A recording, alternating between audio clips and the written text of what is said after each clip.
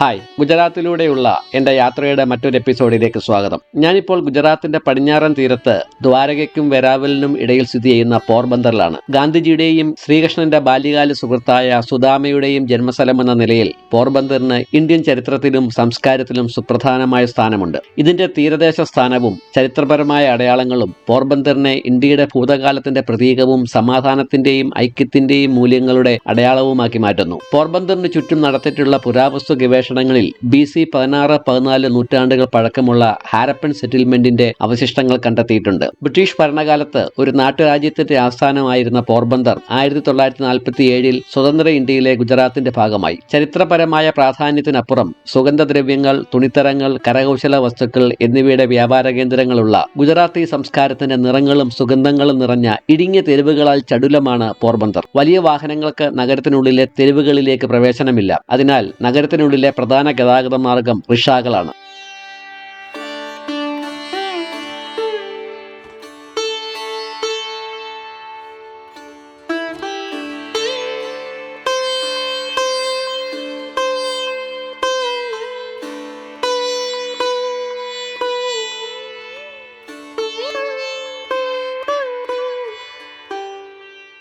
പോർബന്ദറിലെ ഏറ്റവും പ്രധാനപ്പെട്ട വിനോദസഞ്ചാര കേന്ദ്രം ഒരുപക്ഷെ കീർത്തി മന്ദിർ ആയിരിക്കും. മഹാത്മാഗാന്ധിയുടെയും ഭാര്യ കസ്തൂർബാ ഗാന്ധിയുടെയും ജീവിതത്തെ അനുസ്മരിക്കുന്ന ഒരു ചെറിയ മ്യൂസിയമാണ് കീർത്തി മന്ദിർ. ഗാന്ധിജിയുടെ സ്വകാര്യ വസ്തുക്കൾ, ഗാന്ധിയുടെയും കസ്തൂർബയുടെയും വലിപ്പത്തിലുള്ള പെയിന്റിങ്ങുകൾ, ഗാന്ധിജി രചിച്ചതോ അദ്ദേഹവുമായി ബന്ധപ്പെട്ടതോ ആയ പുസ്തകങ്ങൾ ഉൾക്കൊള്ളുന്ന ഒരു ലൈബ്രറി എന്നിവ ഈ മ്യൂസിയത്തിൽ പ്രദർശിപ്പിച്ചിരിക്കുന്നു.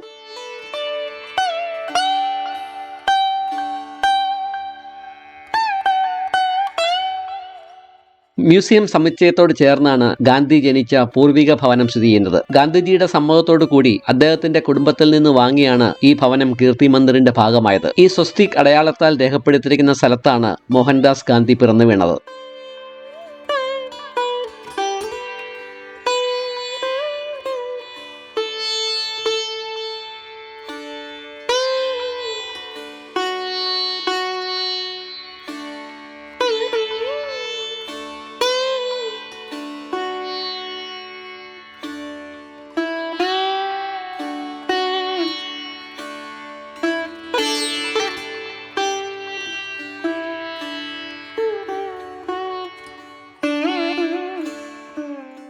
ഗാന്ധി കുടുംബത്തിലെ നിരവധി തലമുറകളെ പാർപ്പിച്ചിരുന്ന 17-ാം നൂറ്റാണ്ടിലെ യഥാർത്ഥ പൂർവിക ഭവനം ഗാന്ധിയുടെ മുത്തച്ഛന് വാങ്ങിയ 3 നിലകളുള്ള ഹവേലിയായിരുന്നു. 1944 മഹാത്മാഗാന്ധി ജയിൽ മോചിതനായതിന്റെ അടയാളമായിട്ടാണ് കീർത്തി മന്ദിർ നിർമ്മിച്ചത്. 1947 നഞ്ചീബാഹി കാളിദാസ് മേത്തയുടെ ധനസഹായത്തോടുകൂടിയാണ് കീർത്തി മന്ദിറിന്റെ തറക്കല്ലിട്ടത്. 1950 പൂർത്തിയാക്കിയ ഈ സ്മാരകത്തിന് ഗാന്ധിയുടെ 79 വർഷത്തെ ജീവിതത്തെ പ്രതിനിധീകരിക്കുന്നതിനായി 79 അടി ഉയരമുണ്ട്.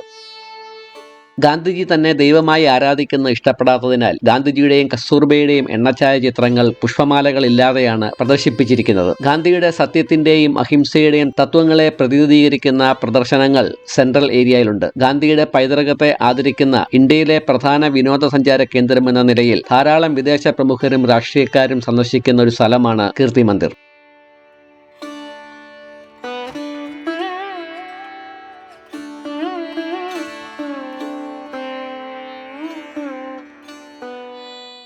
ശ്രീകൃഷ്ണനും അദ്ദേഹത്തിന്റെ ബാല്യകാല സുഹൃത്തായിരുന്ന കുചേലൻ എന്നറിയപ്പെടുന്ന സുദാമനും തമ്മിലുള്ള സൗഹൃദത്തിന്റെ സ്മരണയ്ക്കായി നിർമ്മിച്ച സുദാമ ക്ഷേത്രം കീർത്തി മന്ദിറിൽ നിന്ന് 500 മീറ്റർ അകലെയാണ് സ്ഥിതി ചെയ്യുന്നത്. 20-ാം നൂറ്റാണ്ടിന്റെ തുടക്കത്തിൽ നിർമ്മിച്ച സുദാമ ക്ഷേത്രം പോർബന്ദറിലെ തിരക്കേറിയ മാർക്കറ്റ് ഏരിയയുടെ മധ്യത്തിലാണ് സ്ഥിതി ചെയ്യുന്നത്. ഇളം പിങ്ക് നിറത്തിലുള്ള ക്ഷേത്രം തണലേകുന്ന ധാരാളം മരങ്ങൾക്കിടയിലാണ് നിലകൊള്ളുന്നത്.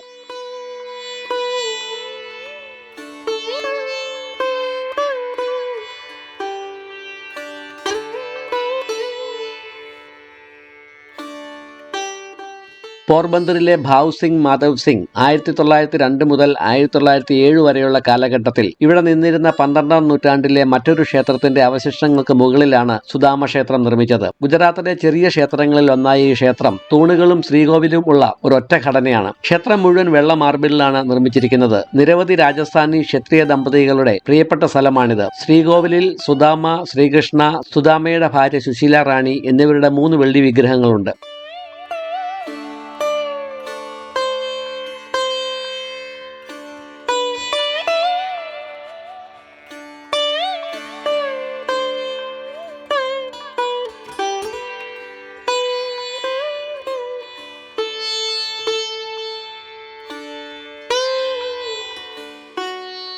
ഇവിടുത്തെ ഒരു പ്രശസ്തമായ ചടങ്ങാണ് മുറ്റത്ത് നിർമ്മിച്ചിരിക്കുന്ന മെയ്സിലൂടെയുള്ള വലയമക്കൽ. ഇതിലൂടെ നടന്നാൽ ഭക്തർക്ക് പാപപരിഹാരം ലഭിക്കുമെന്നാണ് വിശ്വാസം. ഒരു ആത്മീയ ദേവന്റെയും അവതാരമല്ലെങ്കിലും പുരാണങ്ങളിലെ ഒരു അവിഭാജ്യ കഥാപാത്രങ്ങളിൽ ഒന്നാണ് സുദാമ. സ്വർഗീയ ശക്തികളില്ലാത്ത ഒരു മനുഷ്യന് മാത്രമായി സമർപ്പിക്കപ്പെട്ട ഒരു ക്ഷേത്രം എന്ന നിലയിൽ ഇന്ത്യയിലെ സവിശേഷമായ ഒരു ക്ഷേത്രമാണ് സുദാമ മന്ദിർ. ശ്രീകൃഷ്ണൻ ദ്വാരക ഭരിക്കുന്ന കാലത്ത് ദരിദ്രനായി ജീവിച്ചിരുന്ന സുദാമ അവൽപൊതിയുമായി ശ്രീകൃഷ്ണനെ കാണാൻ പോയതും തന്റെ കൂട്ടുകാരനെ കൃഷ്ണൻ ബഹുമാനപൂർവ്വം സ്വീകരിച്ചതും വീട്ടിൽ മടങ്ങിയെത്തിയ സുദാമയ്ക്ക് കൃഷ്ണന്റെ അനുഗ്രഹത്താൽ മണിമാളിക ലഭിച്ചതുമൊക്കെ ഉത്തമമായ സുഹൃത്ത് ബന്ധത്തിന്റെ കഥകൾ വിവരിക്കുന്ന ഭാഗങ്ങളാണ്.